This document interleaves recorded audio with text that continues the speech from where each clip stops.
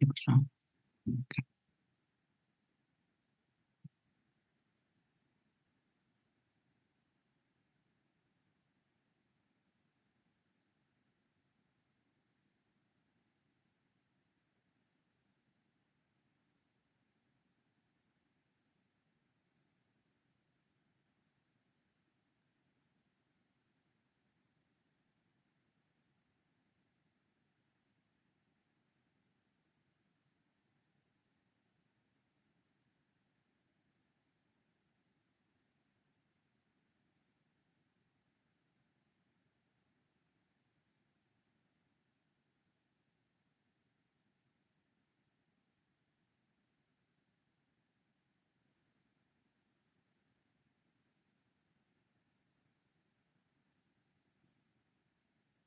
Bien, estoy compartiendo pantalla.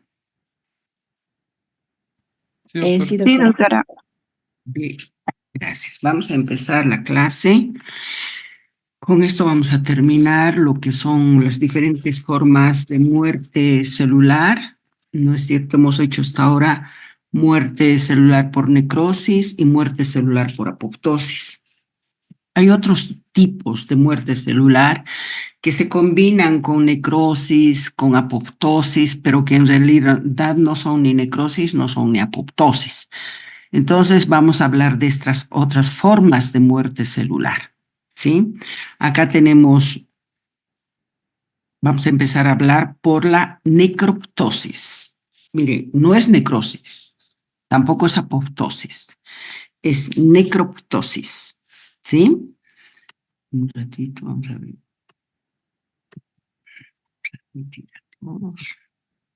Necroptosis. ¿Qué es la necroptosis? Es una forma de muerte celular que tiene programación genética, pero no está relacionada con esas enzimas especiales que utiliza la apoptosis para degradar los componentes intracelulares, intracitoplasmáticos, que son las famosas caspasas. Por eso es que se dice necroptosis, que es una muerte celular que está programada genéticamente, pero es independiente de las caspasas, no se activan las caspasas. Por eso es que este tipo de necrosis presentan características morfológicas y tienen características bioquímicas, tanto de la muerte celular como es la necrosis y la apoptosis. Por eso se dice necroptosis. ¿Sí? Se parece a la necrosis, ¿por qué? ¿Por qué se parece a la necrosis? Vamos a ver un rato aquí.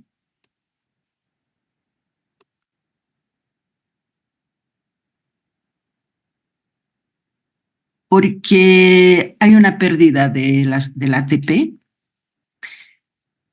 y si hay pérdida del ATP, ustedes saben muy bien que va a haber una alteración en la distribución de los electrolitos, como el sodio, que se deposita intracelularmente. En la necrosis hemos visto eso, y eso nos va a conducir a una tumefacción celular.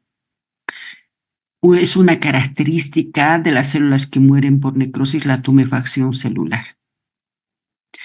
Y también se parece a la necrosis porque se generan y se aumentan los radicales libres de oxígeno.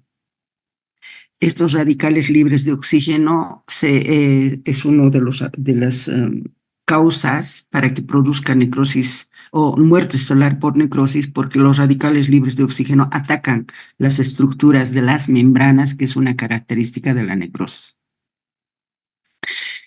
Se liberan las enzimas lisosómicas. Y al liberarse las enzimas lisosómicas hay una desintegración enzimática por autólisis, ¿no es cierto? Que es otra característica de la necrosis. No se olviden que en la necrosis hay autólisis y heterólisis, porque siempre está acompañada de una reacción inflamatoria, y esa reacción inflamatoria va a permitirnos hablar de la heterólisis por la participación de las enzimas de los leucocitos para terminar de degradar a las células que están en necrosis. Y hay ruptura de la membrana plasmática, que es una de las características importantísimas para reconocimiento de la muerte celular por necrosis. Por eso se dice necrosis. Necroptosis porque es diferente a la apoptosis, dice, porque no se estimulan las caspasas, pero es una forma de muerte celular programada genéticamente, donde no se estimulan las caspasas. Este tipo de muerte celular es importante en condiciones fisiológicas, en condiciones patológicas. Ahí tenemos ejemplo la esteatohepatitis, la pancreatitis aguda, la lesión por isquemia de perfusión, las enfermedades neurodegenerativas como es el Parkinson. Admitir. Entonces, repito, la necroptosis tiene características de necrosis y tiene características de apoptosis. Características de necrosis porque hay degradación de los componentes de los componentes membranosos, igual que la necrosis, y se parece a la apoptosis porque tiene programación genética, pero no participan las caspasas, no se estimulan las caspasas.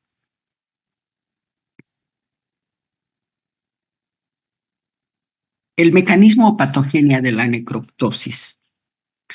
Este tipo de muerte celular se desencadena por una vía de traducción de las señales de los receptores extrínsecos. ¿Se acuerdan que la apoptosis se puede estimular, se pueden iniciar por dos vías, la vía intrínseca y la vía extrínseca? Necroptosis utiliza la vía extrínseca de la muerte celular por apoptosis. O sea, esa vía extrínseca está representada por el receptor del factor de necrosis tumoral. Acá dice, apoptosis estimula esta vía que culmina con la muerte celular. ¿Sí? Ahora, los siguientes receptores y sus ligandos participan en la muerte celular. El receptor del factor de necrosis tumoral, que es el TNFR1, ese es el receptor de la muerte celular por apoptosis, y también la necroptosis utiliza este receptor con su ligando FAS. Y participan los sensores del ADN y el ARN vírico. Ahora, ¿qué tipo de proteínas participan en la necroptosis? Las sinasas de integración del receptor, que son la sinasa, estas proteínas, sinasas del receptor de integración del receptor, que es 1, y la sinasa de integración del receptor 3. Esos son las proteínas que participan en la necroptosis. Veamos el mecanismo en este esquema que les va a orientar mejor. Esta es la membrana celular y este es el receptor externo de muerte celular, que es el factor de necrosis tumoral. Miren, sus ligandos son los FAS y el receptor de necrosis tumoral. Entonces, ¿hola? Doctora, va a disculpar, no sé si es solo mi presentación, pero no se está pasando las diapositivas. En el mío se queda en necroptosis. Hola, ¿cómo es? ¿Se está proyectando? Doctora, no está pasando las diapositivas, o tal vez en el mío nomás, pero creo A que ver, ¿pueden los otros alumnos decir qué es lo que está pasando? ¿Ustedes ven? No, doctora, solo necroptosis. Sí, doctora, de mí todo oscuro está en la pantalla. Ahora sí se ve. Vamos a ver, si pongo a esto, se sigue, a ver. ¿Sigo compartiendo? Ahora sí está en piroptosis. Ya, muy bien. Entonces, vamos a continuar. Estuvimos ahí. ¿Se ve? Sí. Muy bien, estamos en el mecanismo de la necroptosis. Les decía que la muerte celular es una muerte celular programada, igual que la apoptosis, pero donde no se estimulaban las caspasas. Y también se parece a la apoptosis porque utilizaba el receptor el receptor externo de muerte celular, que se encuentra en la membrana de la célula que va a entrar en necroptosis, que es este receptor del factor de necrosis tumoral que tiene sus ligandos, que es el FAS. Cuando este receptor del factor de necrosis tumoral se estimulan, se forman enlaces cruzados del factor de necrosis tumoral 1. Ahí está. Se han juntado 3 factor de necrosis tumoral y se forman enlaces cruzados y se llama factor de necrosis tumoral 1. Este tipo de receptor que se juntan todos van a ir a estimular van a ir a reclutar sinasas. Reclutan sinasas formando un complejo multiproteico.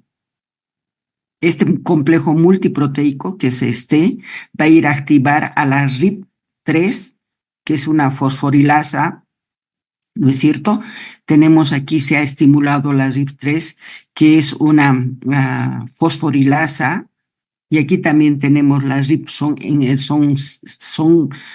sinasas que actúan como enzimas, ¿no es cierto? Por eso hablamos de fosforilasas, ¿no es cierto? Entonces, estas van a ir a activar, se van a juntar y van a activar a un complejo multiproteico que es la FAT.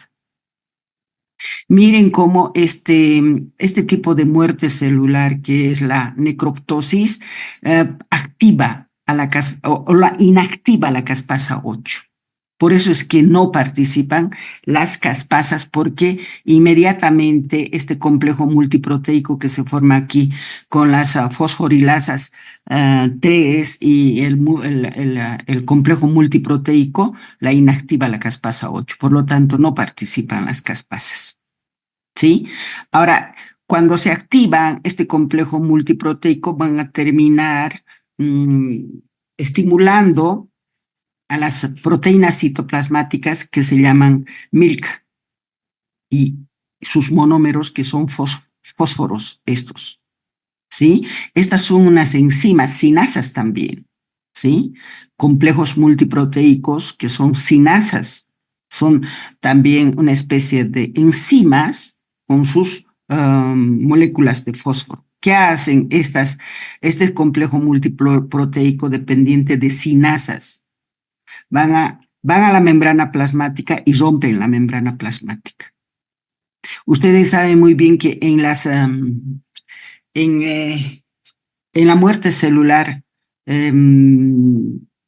por necrosis hay ruptura de las membranas, ¿no es cierto? Por eso es que se parece a la necrosis. Y por eso se dice necroptosis, porque están combinados muchas acciones que se ven en la necrosis y muchas acciones que se ven en la apoptosis. La inactivación de la caspasa, por ejemplo. Las caspasas aquí no actúan. Estas enzimas que son sinasas dependientes de fósforo son las que van a ir a romper la membrana plasmática. Por eso es que se parece a la necrosis. Y en conclusión, este es el mecanismo de la necroptosis. ¿Sí? Y como hay una ruptura de la membrana aquí, entonces los componentes citoplasmáticos van a salir al exterior, casi digo al extranjero, al exterior, y de esa manera va a haber un acompañamiento de reacción inflamatoria, que es otra característica de la necrosis. Ese es el mecanismo de la necroptosis. Hay otro tipo de muerte celular, otra forma de muerte celular que se llama piroptosis. Esta piroptosis es una forma de apoptosis, dice, pero esta forma de apoptosis está asociada a patógenos intracelulares. Esa es la característica de la piroptosis, que está asociada a patógenos intracelulares. Como está asociada a patógenos intracelulares, las células infectadas por estos patógenos van a liberar ciertas citocinas, especialmente los macrófagos, frente a este tipo de patógenos intracelulares, van a liberar ciertas citocinas. Solo los macrófagos y los leucocitos pueden liberar estas citocinas, ¿sí? Como por ejemplo la interleucina 1. Entonces, cuando estamos hablando de liberación de citocinas, tenemos que tomar en cuenta solamente la interleucina 1, porque hay muchas sustancias químicas que puede liberar los macrófagos. Acá estamos hablando solamente de la interleucina. ¿Por qué hago hincapié en esta citocina? Porque es responsable de las alzas térmicas. Entonces, esta muerte celular por piroptosis, va acompañada de alzas térmicas, por eso se dice piroptosis. Conclusión. Este tipo de muerte celular está asociada a patógenos intracelulares y a la liberación de citocinas como la interleucina, que es la responsable de las alzas térmicas. ¿Cuál es el mecanismo o la patogenia? Cuando los patógenos entran a la célula, van a liberar sus productos microbianos, ¿sí? Cuando posteriormente las células infectadas son reconocidas por receptores citoplasmáticos inmunitarios innatos. Tenemos receptores citoplasmáticos, ¿no es cierto?, que reconocen al sistema inmunológico innato. Entonces, por esos receptores van a ser reconocidas estos productos microbianos, estas células infectadas, y luego se van a activar al inflamasoma, que es un complejo multiproteico. Y este complejo multiproteico, que es el inflamasoma, va a activar a la caspasa 1. Por eso es que se parece a la apoptosis, porque participa la caspasa 1. Bien. Activa a la interleucina 1, ¿no es cierto?, que es responsable de las reacciones inflamatorias locales y son las responsables del reclutamiento leucocitario y provocan alzas térmicas. Eso es lo que pasa cuando estamos hablando del mecanismo de estas células. Miren lo que dice. En esta forma de muerte celular participan las caspasa 1, 4 y 5 que inducen a este tipo de muerte celular. ¿Sí? En la otra que hemos visto, que es la necroptosis, no participan las caspasas. Acá sí participan las caspasas, pero no cualquier caspasa.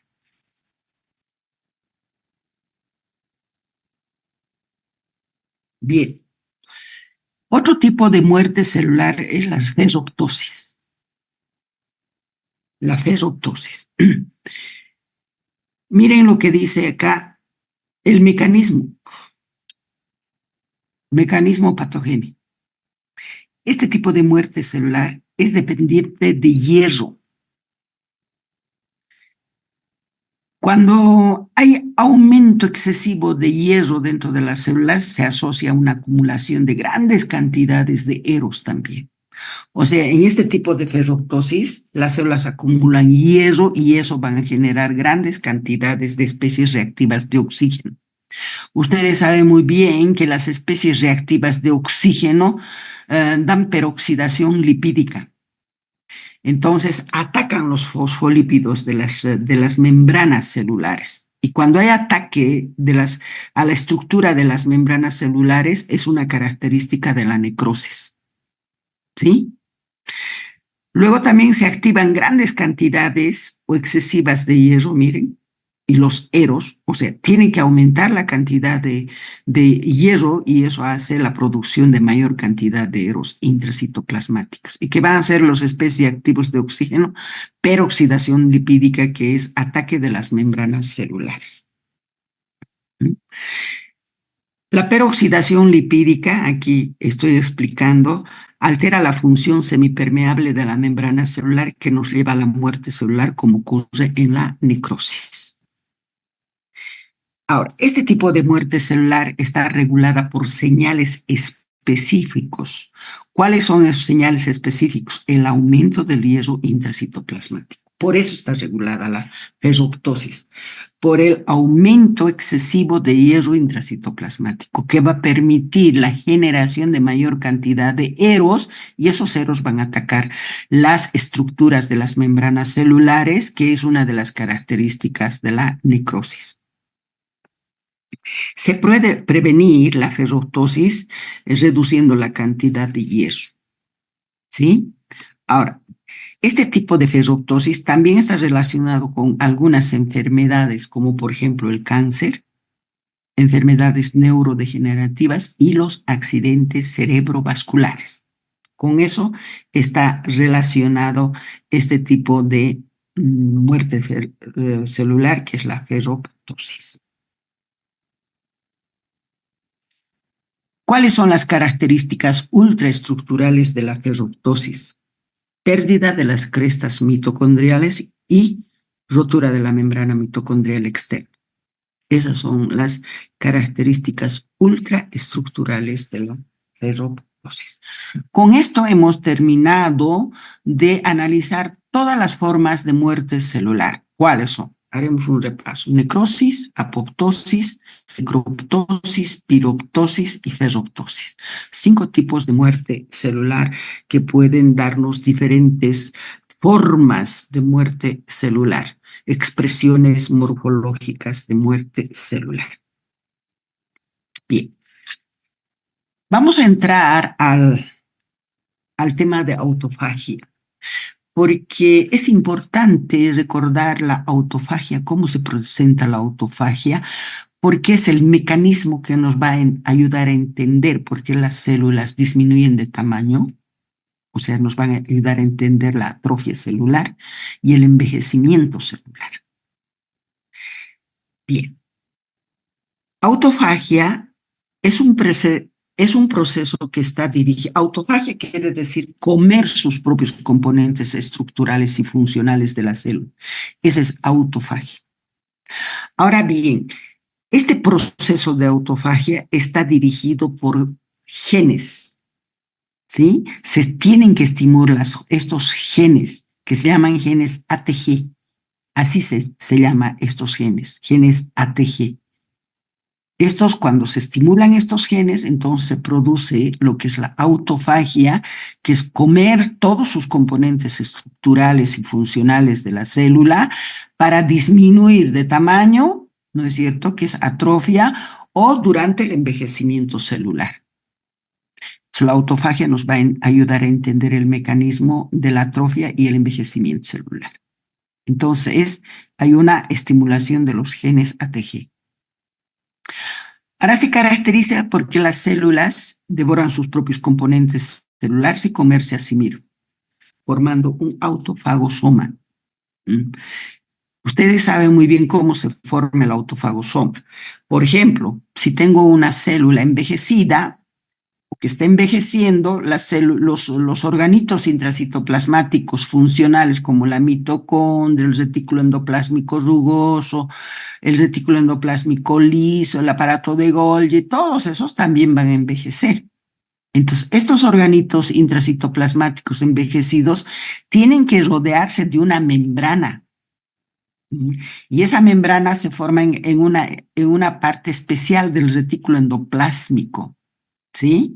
Entonces, ahí se forma esa membrana y esa membrana va a ir a rodear a todos estos organitos intracitoplasmáticos envejecidos y se va a formar el famoso autofagosoma.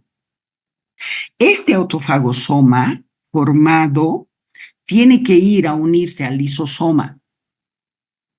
Entonces se va a formar el autofagolisosoma. Y en el autofagolisosoma se degradan, se descomponen todos los componentes celulares para poder disminuir el tamaño de las células, tanto en atróficas y envejecidas. Ahora, ¿cuáles son las causas que nos van a llevar a la autofagia?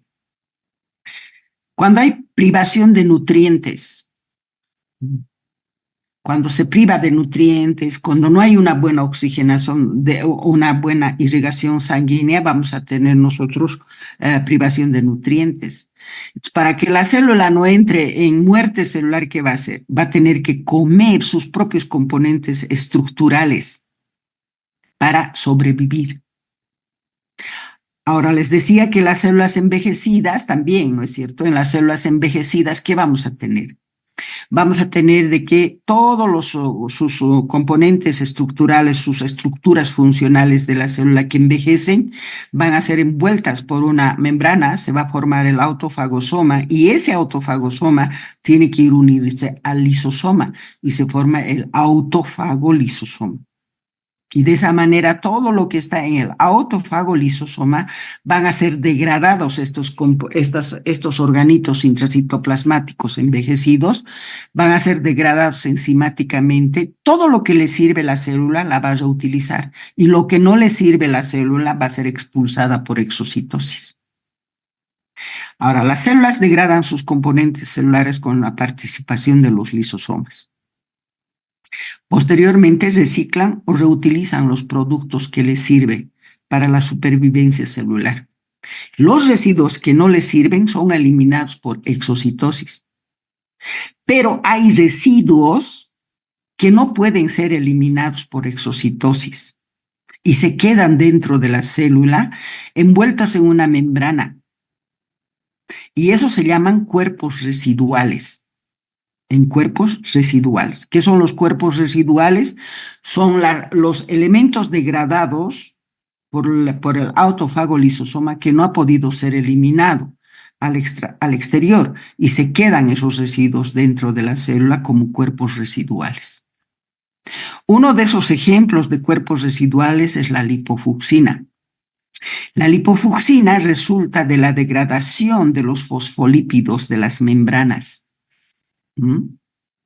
Entonces, es degradación de los fosfolípidos, de ahí sale la lipofucsina. ¿Y dónde se encuentran fosfolípidos? En las membranas. Y sabemos muy bien que en una célula envejecida, todo eso se degradan en mitocondrias, se degradan retículo endoplásmico rugoso que tienen membranas. Y esas membranas tienen la misma composición estructural que la membrana celular, proteínas, fosfolípidos. Y la degradación de esos fosfolípidos es este pigmento de la lipofucsina, que no puede ser eliminada al exterior. Y gracias a la presencia de la lipofucsina, nosotros podemos decir cuán vieja o cuán atrófica es esa célula. Este pigmento de lipofucsina está presente en células atróficas y en células envejecidas. Cuanto más lipofucsina tienen las células envejecidas, entonces son mucho más viejas. Ahora, la autofagia es un proceso que se presenta fisiológicamente. Es un proceso fisiológico, por ejemplo, en el envejecimiento celular, en los ejercicios exagerados también. En los ejercicios exagerados vamos a perder nosotros células por este proceso de autofagia. Y los procesos patológicos tenemos el cáncer y las enfermedades degenerativas. Esos son los procesos patológicos de la autofagia, el cáncer, enfermedades neurodegenerativas, etcétera, etcétera. Mecanismo de la autofagia. ¿Cuál es el mecanismo de la autofagia? Frente a la privación de los nutrientes y el agotamiento de los factores de crecimiento, ausencia de nutrientes, se activan las enzimas serina, trionina, quinasa, que se llaman diana de la rapamicina. Estos.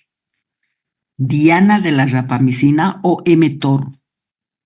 Estas enzimas, serina, trionina, quinasa, se llaman diana de la rapamicina o mTOR. Entonces, cuando se inactiva la mTOR, se va a activar los genes ATG. Y si se activan los genes ATG, se produce la autofagia. A ver, primero se forma una membrana de aislamiento. o sea, cuando se está produciendo la autofagia, primero se tiene que formar una membrana de aislamiento que se llama el fagóforo.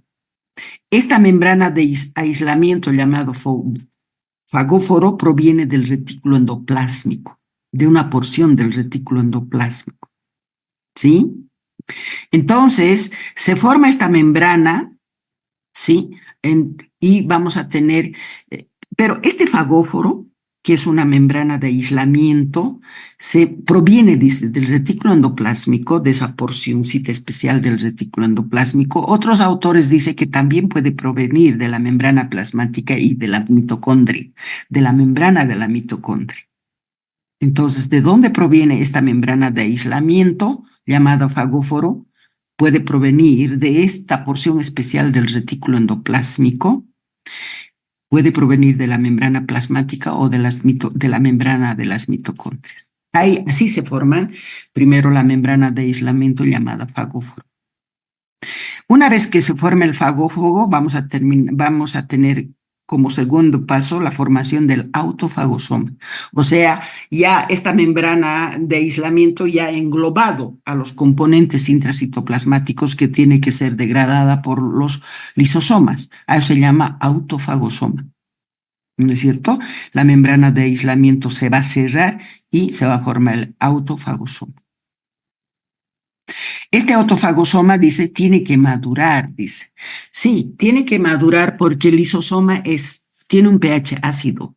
Entonces, el autofagosoma tiene que cambiar su pH para poder unirse al lisosoma. Entonces, esa es la maduración. Tiene que ser también ácida su parte interna del autofagosoma para unirse al lisosoma.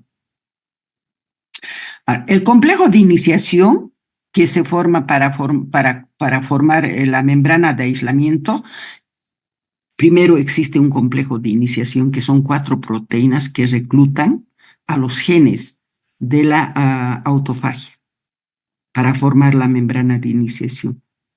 Esta membrana de iniciación se alarga, se encierran porciones citoplasmáticos y se forma el autofagosoma. El alargamiento y el cierre de la membrana de iniciación se realiza por la acción coordinada de los enlaces covalentes de la fosfatidil en etanolamina. Entonces, y la proteína asociada al microtúbulo 3, LC3. Estos dos elementos permiten el alargamiento y el cierre de la membrana para que se forme el autofagosoma. ¿Cuáles son esos elementos que participan en el cierre de la membrana y la formación del autofagosoma? La fosfatidiletaноlamino y la proteína asociada a microtúbulo 3. Estos dos elementos son marcadores útiles de los componentes celulares de autofagia. O sea, si nosotros queremos saber que esa célula está en autofagia, tenemos que utilizar estos marcadores, la P y la LC3. Esas células que están en autofagia van a estar elevados estas proteínas, la fosfatidiletaноlamina y la proteína asociada a microtúbulo LC3. El autofagosoma posteriormente se une al lisosoma y se forma el autofagolisosoma y se degradan los componentes englobados en el lisosoma. Los elementos que pueden reutilizarlas las reutilizan y los elementos que no les sirve a la célula son eliminados por exocitosis. Aquellos elementos que no son eliminados por exocitosis se convierten en cuerpos residuales. Ejemplo de cuerpos residual, la lipofucsina, que está muy aumentada en las células atróficas y en las células envejecidas. Cuanto más envejecida la célula, más pigmento de lipofucsina presente. Esto acá está. Este es el mecanismo que tienen esta figura en sus libros. Acá están los orgánulos que tienen que ser englobados en una membrana. Acá está el complejo multiproteico de los que les habla. Acá. Miren, complejo de iniciación, que son 4 proteínas que reclutan, ¿no es cierto? ¿Quiénes reclutan? Los genes de la autofagia. Entonces, de eso estamos hablando, de estos complejos multiproteicos, complejo multiproteico de iniciación, y esta es la que va a permitir que aparezca la membrana de iniciación. Esta es la membrana de iniciación que viene tanto del retículo endoplásmico como también de la membrana celular y de la mitocondria. Pueden provenir de ahí estas membranas de iniciación. Miren cómo está uniéndose, se está juntando para cerrarse esta membrana de iniciación, arrastrando los componentes citoplasmáticos envejecidos. Aquí está el retículo endoplásmico rugoso, mitocondrias, aparatos de Golgi, todo eso se está encerrando con la ayuda de la otra proteína que está asociada a lo que nosotros llamamos proteína asociada al microtúbulo 3. Proteína asociada al microtúbulo 3, listo. Y luego tenemos el autofagosoma. Acá está el lisosoma que siempre está formada dentro de las células, entonces este autofagosoma tiene que cambiar su pH, prepararse, madurar a un pH ácido porque el lisosoma es ácido. Y de esa manera se juntan, todo el autofagosoma penetra en el lisosoma, con todas las membranas y con todo eso penetra a las células, al lisosoma y se forma el autofagolisosoma y las enzimas lisosomas van a terminar de degradar, miren, todos los componentes intracitoplasmáticos y a las membranas. Esta mitocondria tiene membrana, retículo endoplásmico tiene membrana, aparato de Golgi tiene membrana y en esa membrana tenemos proteínas, tenemos fosfolípidos. De ahí proviene la lipofucsina, se degrada, lo que puede utilizar la célula la reutiliza, recicla, y lo que no le sirve son elementos que tienen que ser excretados, secretados por exocitosis. Y aquellos productos de degradación que no pueden ser eliminados, siempre envueltas en membrana, se quedan dentro de la célula como cuerpos residuales. Lipofucsina. La lipofucsina resulta de la degradación de los fosfolípidos de estos componentes, de mitocondrias, de todos. Es una señal del envejecimiento celular y es una señal de la atrofia celular, la lipofucsina. Ahora, la autofagia está implicada en algunas enfermedades, en el cáncer. Puede fomentar el crecimiento del cáncer, pero también puede actuar como defensa frente a esta patología. Claro, muchas células cancerosas pueden ser fagocitadas